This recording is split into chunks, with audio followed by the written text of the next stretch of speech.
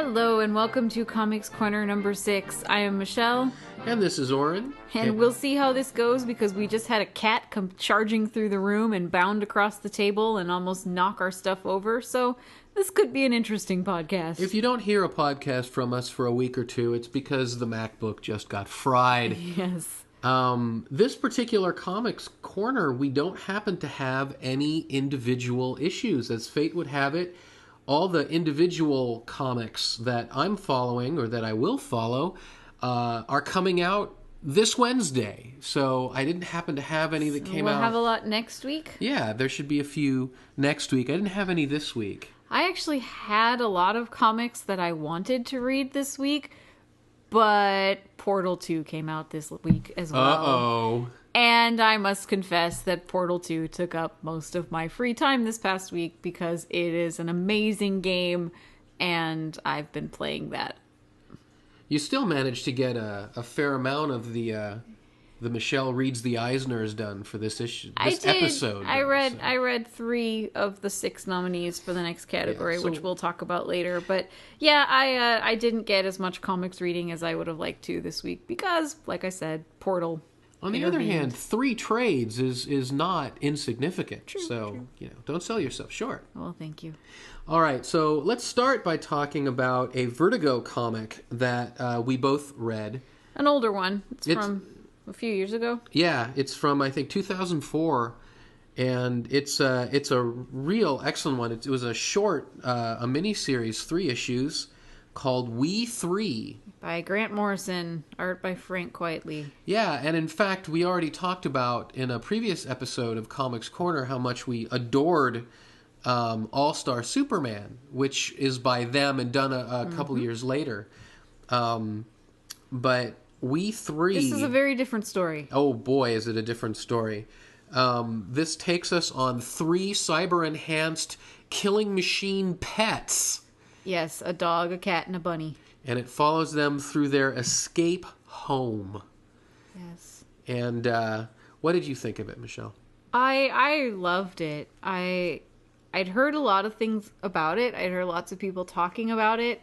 I hadn't read it until, last week. But I just heard so many people over time just talking about how great it is. I generally like Grant Morrison as a writer when I can understand what the heck he's talking about, which is not all the time. He can be out there. But I do generally like his stuff, and I had heard so many good things about this that I felt I needed to check it out. And, at only 3 issues, it's not such a huge investment of time. And I loved it. I thought it was really great. I was in tears at the end.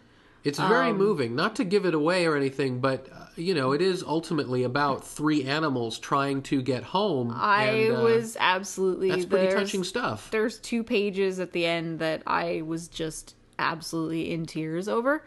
But I thought it was a really good story. I really liked Frank Quitely's art. I like him as an artist in general, and I thought that he took a lot of risks in this one. He did a lot of really interesting things with panels and just really going crazy with breaking out the action into lots of small panels. Almost, some of the pages were almost like collages of the way he would take the action and just divide it up and really play with the paneling. There were a few times where I didn't know what the hell was going on.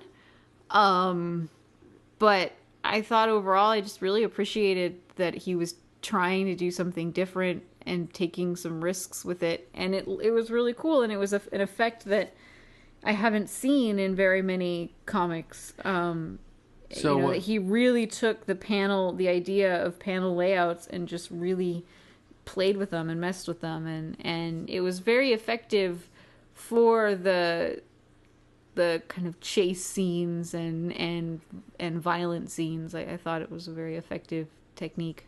See, here's what I would say. I very much liked the plot and the story of these 3 animal killing machines that when they are about to be retired themselves, run away. and that they're just trying to get home. They're not trying to be killing machines. Yeah. They're not trying to threaten anyone or anything.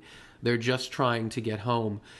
And it was a really touching story. And you know, I may not have been bawling at the end on those 2 pages, but I was very moved, and you know, I was misting up and all of that. But as far as the paneling goes, now I agree that Frank Quietly, his art is amazing. I love his style. I love the way that he draws. And I think that he certainly was trying to be out there in the way he was paneling things. But you would end up with panels where to suggest a really chaotic battle, you would sort of have one image of, you know, maybe the dog tearing up an enemy or whatever, and then almost like dots, you'd have maybe 16 tiny panels in that one panel. I'm explaining to the people who haven't read it yet. And each of those little panels would only have a single image. So you'd have like a snarl, and then maybe in the next one, a guy, you know, screaming, and then in the next one, something else, and the next one, something else. And, you know, I appreciate what he was trying to do, and that it's novel, and that it does sort of break the boundaries. But as I got to admit, and as I told you at the time, it often left me really confused as to what was going on. On the other hand, if you think about it, it was effective because, as you just said, he was trying to depict a very chaotic battle scene, and it very effectively conveyed the chaos of the moment. And yeah, I appreciate it. And I think it's one of those where you can't read through it maybe as quick as some comics. You really do have to stop and look at the art and really see what's going on.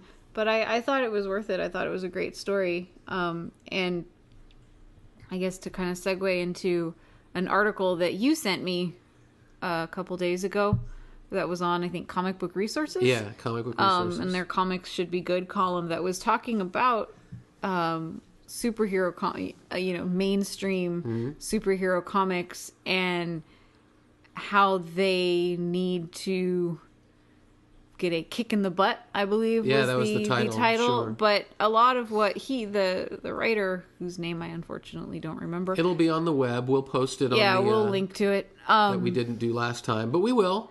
Once again, Portal came out. I got distracted. I'm sorry. But what his point was that I definitely agree with is that mainstream superhero comics, while some of them are great, and I do love some of them, they do tend to be very safe. They don't take a lot of risks in the art, in the writing. They don't try and really stretch the medium. They kind of go with what's already been done and play it very safe. And some of the art is often great, just technically, and these artists are amazing, but they aren't taking risks like Frank Quitely did in this one, with really, really pushing the boundaries of panel layouts as far as they can go and really going kind of crazy with the art. And I think we need to see more of that. Sure, and that is something I'll give him credit for. I mean, there were parts where I would look at an image, you know, on the one hand, yes, it did get the chaos. On the other hand, I would then be at the next panel or the next page, and I would be sitting there saying, wait a minute, where are we? What happened? What's going on? And I would need to like go over something time and time and time again. Which I could have lived without. But on the other hand, I think that part of being experimental is you have to make mistakes. Yeah. You have to be out there doing something really novel, and sometimes it works and sometimes it doesn't. And I will certainly give him a ton of credit for doing that. And sometimes maybe it wasn't as effective as it might have been, but at least it was something fresh and new, whereas, you know, doing the same kind of sort of widescreen panel that everyone else is doing, except, you know, yours is, you know, in a shade of blue. Maybe that's not novel. I mean, it certainly works, and you know, God knows I don't look at every comic and say, oh, this is a great comic, but it's not novel paneling, so who cares? Of course not. I just think in order to continue to grow the medium as it should, I think you need to have people that are pushing Sure, I agree. the boundaries. And there are a lot of those people in more of the small press in indie scenes, but it seems like mainstream superhero stuff isn't quite ready to take that leap. It's nice to see somebody in Vertigo, which is DC, being able to kind of do that a little bit out of. I mean, Vertigo is indie, but it's also kind of to use a music term, it's major label indie. Yeah, Vertigo's not indie; they're just non-superhero. Right. But they're pretty mainstream. And